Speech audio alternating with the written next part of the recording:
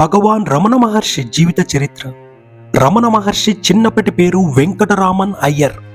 ఈయన తమిళనాడులోని విరుదానగర్ జిల్లా అరప్పుకొట్టై సమీపంలోని తిరుచిలిలో 1879 డిసెంబర్ 30వ తేదీ అలగమ్మాల్ సుందరం అయ్యర్ దంపతులకు ఒక సాంప్రదాయ బ్రాహ్మణ కుటుంబంలో జన్మించాడు.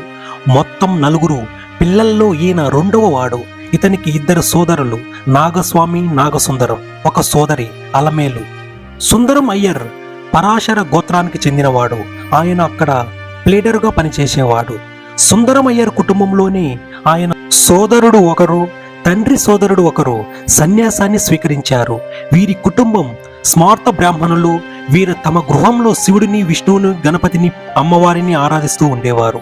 వెంకటరామన్కు 7 సంవత్సరాల వయసులో ఉపనయనం జరిగింది. ఆయన ఏక సంతాగ్రాహి. మంచి జ్ఞాపక శక్తి ఉండేది. తమిళ పద్యాలు బాగా గుర్తుపెట్టుకుని చెప్పేవాడు. నరసింహ అనే రచయిత ప్రకారం రమణులు చిన్నతనంలో బాగా నిద్రపోయేవాడు. ఆయనకు 12 సంవత్సరాల వయసులో ఉండగానే ధ్యానంలో గాఢమైన స్థితికి చేరుకున్న సందర్భాలున్నాయి.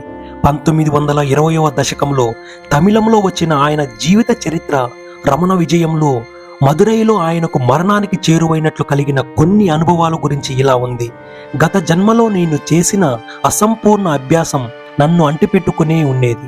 నేను నా దేహాన్ని మరిచిపోయి నా దృష్టినంతా లోపల కేంద్రీకరిస్తాను. ఒక్కోసారి నేను ఒక్క దగ్గర కూర్చుని ఉంటాను, కానీ నాకు సృహ వచ్చి లేసేసరికి మరెక్కడో మూలన పడుకుని ఉంటాను. వెంకటరామన్ 11 ఏళ్ల వయసులో ఉన్నప్పుడు చదువు కోసం తండ్రి ఆయనను దిండిగల్లో ఉంటున్న వాళ్ళ చిన్నాన్న సుబ్బయ్య దగ్గరికి పంపించాడు. అక్కడ ఆంగ్ల పాఠశాలలో చదివితే ఇండియన్ సివిల్ సర్వీసులో చేరడం సులభతరమవుతుందని ఆయన ఆలోచన.